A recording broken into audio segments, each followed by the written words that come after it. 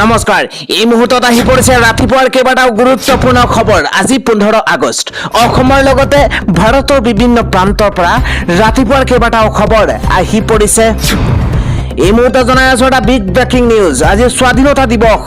সকলোকে স্বাধীনতা দিৱসৰ হিয়া বৰা শুভেচ্ছা আৰু উলগ জনাইছো। স্বাধীনতা দিৱসৰ প্ৰাকক্ষণত আজি এক ভয়ংকৰ ঘটনা সংঘটিত হৈছে। এছআই প্ৰচণ্ড জোৰে চৰ খুদাইছে বিজেপি বিধায়কৰ কন্যাই। এই মুহূৰ্তৰ ডাঙৰ খবৰ, ক্ষমতাই মূৰত ধৰিছে বিজেপি বিধায়কৰ কন্যাৰ। মন্দিৰত শাৰী পাতিবলৈ দিয়াৰ বাবেই আৰক্ষীক প্ৰহাৰ। ৰাজহুৱাভাৱে অশ্লীল ভাষাৰে গালিগালাজ আৰক্ষী বিষয়াক। সাধাৰণ জনতাৰ লগত শাৰী পাতিবলৈ দিয়াটোৱেই ভুল আৰক্ষী বিষয়াৰ। কৰ্ণাটকৰ বিধায়ক বি সুৰেশৰ কন্যাই এই ভয়ংকৰ কাণ্ড সংঘটিত কৰিছে। কৰ্ণাটকৰ বিধায়কগৰাকীৰ কন্যাৰ এই কাণ্ড আৰু কৰ্তব্যৰত এছআইক চৰ খুদাই শিৰোনামত ঐশ্বৰ্য। বিধায়ক কন্যাৰ বিৰুদ্ধে জামিনবিহীন গোচৰ ৰুজু কৰা হৈছে। কৰ্ণাটকৰ উক্কাৰা মন্দিৰত সংঘটিত হৈছে এই ঘটনা। জনাইছো পৰৱৰ্তী খবৰ, ভাঙি দুফাল হ'ব ভাৰত। ভূমিকম্পৰ পাছতেই গৱেষকৰ এক বিস্ফোৰক তথ্য। এই মুহূৰ্তত এটা ডাঙৰ খবৰ জনাইছো। ভূমিকম্পৰ পাছতেই গৱেষকৰ তৰফৰ পৰা এক বিস্ফোৰক তথ্য পোহৰলৈ আহিছে। কিয়নো ভাঙি দুফাল হ'ব ভাৰতৰ মানচিত্ৰ। নিশ্চিহ্ন হৈ যাব লাডাখ, উত্তৰাখণ্ড, ছিকিম, হিমাচল প্ৰদেশ। হেৰাই যাব অৰুণাচল প্ৰদেশ, উত্তৰ প্ৰদেশ। চীনা গৱেষকৰ তথ্যৰ পাছতে এতিয়া ভাৰতত খলকনি লাগিছে। ভূতত্ত্ববিদ লিন লিউৰ নেতৃত্বত হোৱা গৱেষণাত এই ভয়ংকৰ তথ্য পোহৰলৈ আহিছে। যিকোনো মুহূৰ্ততে টেকটনিক প্লেট ভাঙি দুভাগত ভাগ হোৱাৰ আশংকা ভূতত্ত্ববিদৰ। ইউৰেছিয়ান প্লেটৰ সৈতে হোৱা সংঘৰ্ষৰ ফলত দুৰ্বল হৈ পৰিছে টেকটনিক প্লেটৰ নিম্নাংশ, আৰু যাৰ বাবে এতিয়া যিকোনো মুহূৰ্ততে ভূগৰ্ভৰ এটা অংশ খহি গৈ নদীৰ সৃষ্টি হ'ব পাৰে। তিব্বতত হোৱা ভূমিকম্পৰ জোকাৰণিৰ ফলত ভাৰসাম্য হেৰুৱাইছে ভূগৰ্ভই। এটা ডাঙৰ খবৰ এই মুহূৰ্তত জনাইছো। ভাৰতৰ কেইবা ঠাইতো 100 কিলোমিটাৰ গভীৰ অংশত দেখা গৈছে বৃহৎ ফাট, যাৰ ফলত এই ফাট বিস্তাৰিত হৈ দুভাগত বিভক্ত হ'ব পাৰে ভূখণ্ড। জনাই আছো পৰৱৰ্তী খবৰ, E20 পেট্ৰলক লৈ আহিছে এক ভয়ংকৰ খবৰ। কেন্দ্ৰীয় চৰকাৰলৈ জৰুৰী পত্ৰ প্ৰেৰণ কৰা হৈছে। এই মুহূৰ্তত বিগ নিউজ, বাহনৰ ইঞ্জিনত ভয়ংকৰ বিসংগতিৰ অভিযোগ উত্থাপন হৈছে।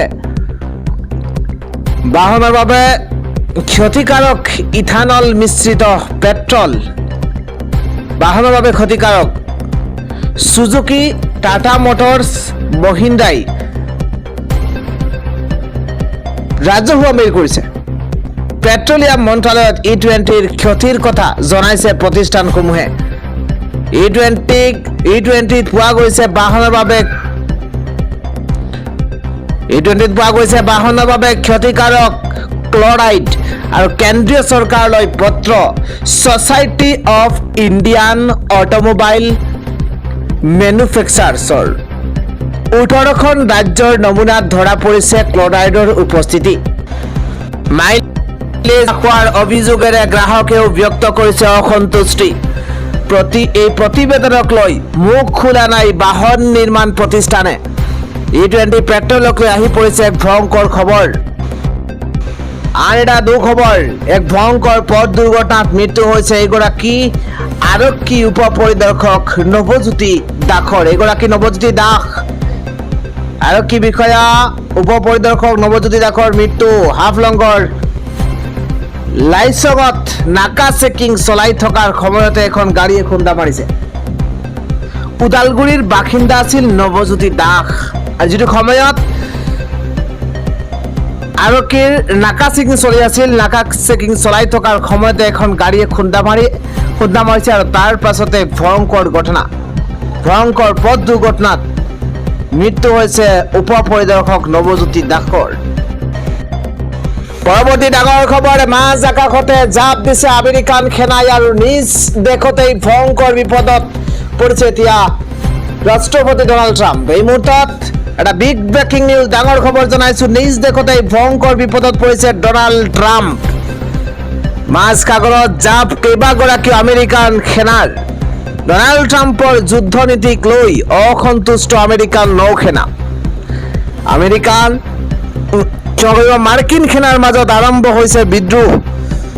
স্বেচ্ছাচাৰিতা চলোৱা ডনাল্ড ট্ৰাম্পৰ বিৰুদ্ধে থিয় হৈছে সেনা। এটা ডাঙৰ খবৰ এই মুহূৰ্তত জনাইছো। ডনাল্ড ট্ৰাম্পৰ একপক্ষীয় সিদ্ধান্তৰ তীব্ৰ বিৰোধিতা। আব্ৰাহাম লিংকন এয়াৰক্ৰাফ্ট কেৰিয়াৰ এই প্ৰতিবাদ। মাজ সাগৰতে জাপ দিছে নৌসেনাৰ কেইবাগৰাকী জোৱানে। আব্ৰাহাম লিংকনত দেখা দিছে ভয়ংকৰ খাদ্য সংকট।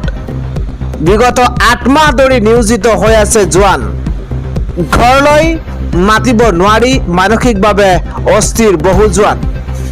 ইৰাণৰ যুদ্ধৰ পূৰ্বে মোতায়েন কৰা হৈছে জোৱানসকলক। 5,000 নাবিক কঢ়িয়াই অনা লিংকন ফ্ৰিগেটৰ ৰুখত পৰিছে ডনাল্ড ট্ৰাম্প। 8 মাহতকৈ অধিক সময় মধ্যপ্ৰাচ্যত যুদ্ধত নিয়োজিত আছিল। এই যুদ্ধক অবৈধ আখ্যা দি ডনাল্ড ট্ৰাম্পক সমালোচনা US চিনেটত। অন্য এটা খবৰ হৈছে পত্নীক ধাৰাবাহিক নিৰ্যাতনৰ অভিযোগ উত্থাপনৰ পাছতে গ্ৰেপ্তাৰ হৈছে এইগৰাকী জ্যোতিষী আদিত্য নাথ। এটা বিগ ব্ৰেকিং ডাঙৰ খবৰ, পত্নীক ধাৰাবাহিক নিৰ্যাতনৰ অভিযোগত গ্ৰেপ্তাৰ হৈছে জ্যোতিষী। অৱশেষত তেজপুৰ আৰক্ষীৰ জালত পৰিছে জ্যোতিষী।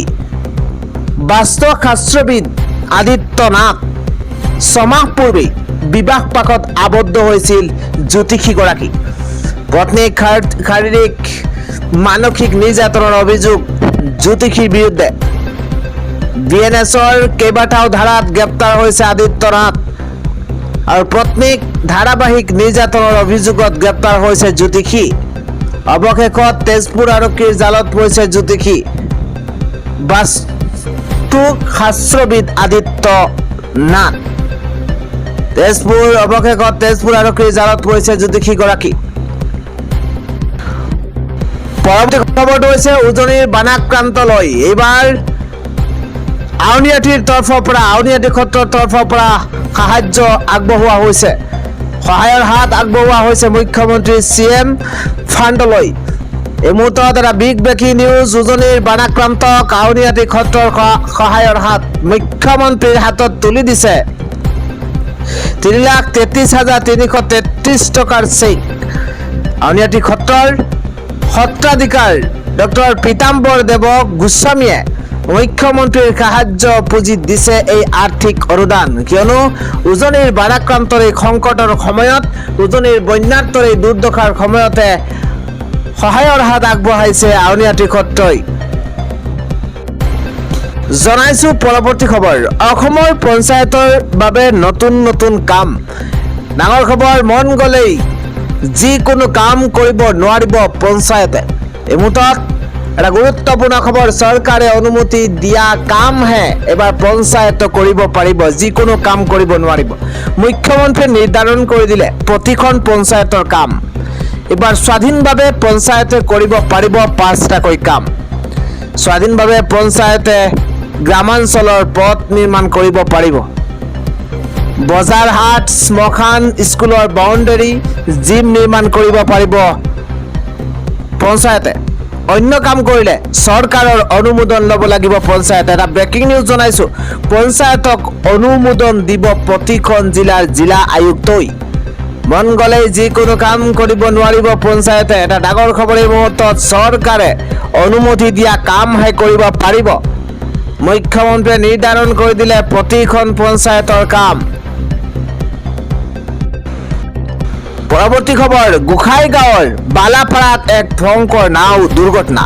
নাওৰে স্কুলৰ ছাত্ৰ ছাত্ৰীয়ে নদী পাৰ হওঁতেই বালিচৰত লাগি সংঘটিত হৈছে দুৰ্ঘটনাটো আৰু কথমপি দুৰ্ঘটনাৰ পৰা প্ৰাণ ৰক্ষা কৰিছে ছাত্ৰ ছাত্ৰীৰ।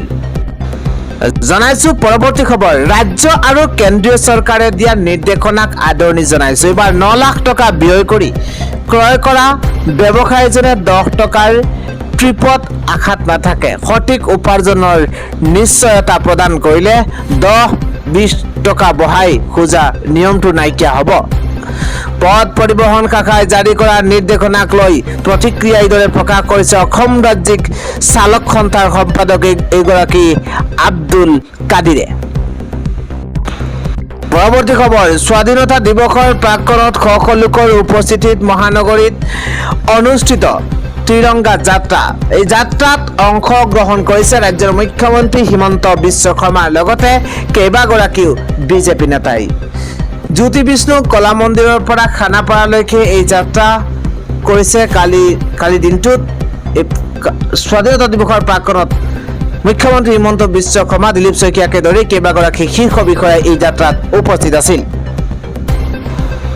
আগবাঢ়িছো আন এটা বিগ ব্ৰেকিং নিউজ বিজেপি চৰকাৰৰ বিৰুদ্ধে ওলাই আহিছে ছাত্ৰ সন্থা ডাঙৰ খবৰ প্ৰতিশ্ৰুতি পালন কৰিব পৰা নাই চৰকাৰে আৰু তাৰ পাছতে ওলাই আহিছে ছাত্ৰ সন্থা বিজেপি চৰকাৰৰ বিৰুদ্ধে ওলাই আহিছে ছাত্ৰ সন্থাৰ ব্ৰেকিং নিউজ সামান্য বৰষুণ দিলেই বিদ্যুৎ কৰ্তন কৰি হাৰাশাস্তি সামান্য বৰষুণ দিলেই বিদ্যুৎ কৰ্তন কৰি হাৰাশাস্তি কিন্তু যাৰ বাবে প্ৰতিশ্ৰুতি দিয়ে 24 ঘণ্টাৰ বিদ্যুৎ যোগানৰ সাবুৱাত বিদ্যুৎ কৰ্তনৰ বিদ্যুৎ বিভাগৰ কাৰ্যালয়ৰ সন্মুখতে সদৌখন ছাত্ৰ সন্থাৰ প্ৰতিবাদ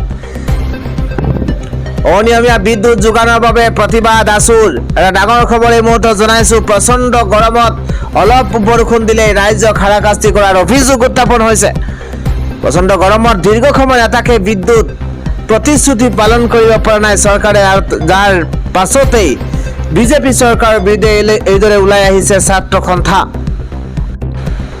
জনাইছো পৰৱৰ্তী খবৰ ৰাহুল গান্ধীৰ পক্ষত সৰ্বোচ্চ ন্যায়ালয়ৰ বৃহৎ ৰায়দান এই মুহূৰ্তত গুৰুত্বপূৰ্ণ খবৰ বীৰ সাভাৰকাৰ গোচৰত ৰাহুল গান্ধীক সকাহ দিছে সৰ্বোচ্চ ন্যায়ালয়ে খাৰিজ কৰিলে ৰাহুল গান্ধীৰ বিৰুদ্ধে থকা গোচৰ লক্ষ্ণৌৰ এজন মেজিষ্ট্ৰেটে সমন জাৰি কৰিছিল ৰাহুলক আইনী অনুমোদনৰ অনুপস্থিতিৰ বাবে খাৰিজ গোচৰটো এলাহাবাদ উচ্চ ন্যায়ালয়ৰ সকাহ পোৱা নাছিল ৰাহুল গান্ধীয়ে ডাঙৰ খবৰ অৱশেষত দেশৰ সৰ্বোচ্চ ন্যায়ালয়ে বৃহৎ ৰায় দিছে ৰাহুল গান্ধীৰ পক্ষত কংগ্ৰেছৰ যুৱৰাজ ৰাহুল গান্ধীৰ পক্ষত হৈছে বৃহৎ ৰায়দান সাভাৰকাৰ মন্তব্যৰ গোচৰত ৰাহুল গান্ধীৰ আইনী সকাহ উত্তৰ প্ৰদেশৰ ফৌজদাৰী মামলা খাৰিজ উচ্চতম ন্যায়ালয়ত বিধায়ক দামোদৰ সাভাৰকাৰক লৈ কৰা মন্তব্যৰ বাবে কংগ্ৰেছ নেতা ৰাহুল গান্ধীৰ বিৰুদ্ধে উত্তৰ প্ৰদেশত ৰুজু হোৱা ফৌজদাৰী গোচৰ খাৰিজ কৰিছে উচ্চতম ন্যায়ালয়ে শুকুৰবাৰে ন্যায়াধীশ দীপাংকৰ দত্ত আৰু ন্যায়াধীশ শিল লাগুৰৰ বিচাৰপীঠে গোচৰটো বাতিল কৰাৰ নিৰ্দেশ দিছে গোচৰটোৰ ক্ষেত্ৰত প্ৰয়োজনীয় আইনী অনুমোদন লোৱা হোৱা নাছিল বুলি আদালতে উল্লেখ কৰিছে 2022 চনৰ 17 নৱেম্বৰত মহাৰাষ্ট্ৰত ভাৰত জোড়ো যাত্ৰাৰ সময়ত ৰাহুল গান্ধীয়ে সাভাৰকাৰক লৈ মন্তব্য কৰিছিল তেওঁ অভিযোগ কৰিছিল যে সাভাৰকাৰে ব্ৰিটিছসকলৰ সৈতে সহযোগিতা কৰিছিল আৰু ব্ৰিটিছ চৰকাৰৰ পৰা পেঞ্চন লাভ কৰিছিল আৰু এই মন্তব্যৰ পাছতে দেশৰ ৰাজনৈতিক মহলত তীব্ৰ বিতৰ্কৰ সূত্ৰপাত হৈছিল ইয়াৰ পাছত আইনজীৱী নৃপেন্দ্ৰ পাণ্ডেৰ এখন ব্যক্তিগত ফৌজদাৰী অভিযোগৰ ভিত্তিত উত্তৰ প্ৰদেশৰ এখন মেজিষ্ট্ৰেট আদালতে ৰাহুল গান্ধীৰ বিৰুদ্ধে সমন জাৰি কৰিছিল ভাৰতীয় দণ্ডবিধিৰ 153A 505 ধাৰাৰ অধীনত তেওঁৰ বিৰুদ্ধে গোচৰ ৰুজু কৰা হৈছিল সাম্প্ৰদায়িক সম্প্ৰীতি নষ্ট কৰা আৰু বানহানিৰ অভিযোগ তুলি মেজিষ্ট্ৰেট আদালতৰ এই নিৰ্দেশক উচ্চতম ন্যায়ালয়ত প্ৰত্যাহ্বান জনাইছিল ৰাহুল গান্ধীয়ে শুকুৰবাৰৰ শুনানিত উচ্চতম ন্যায়ালয়ে কয় যে এই গোচৰত চলাবলৈ যি আইনী অনুমোদনৰ প্ৰয়োজন আছিল সেয়া লোৱা হোৱা নাছিল উত্তৰ প্ৰদেশ চৰকাৰে আদালতত দাখিল কৰা হলফনামাটো এনে কোনো অনুমোদনৰ কথা উল্লেখ কৰা হোৱা নাই বুলি বিচাৰপীঠে কয়। এই আইনী ত্ৰুটিৰ ভিত্তিতে উচ্চতম ন্যায়ালয়ে মেজিষ্ট্ৰেট আদালতে জাৰি কৰা চমন বাতিল কৰাৰ লগতে সম্পূৰ্ণ ফৌজদাৰী অভিযোগটো খাৰিজ কৰিছে। ফলত সাৱাৰকাৰক লৈ কৰা মন্তব্যৰ সন্দৰ্ভত উত্তৰ প্ৰদেশত চলি থকা গোচৰৰ পৰা ৰাহুল গান্ধীয়ে ডাঙৰ আইনী সকাহ লাভ কৰিছে।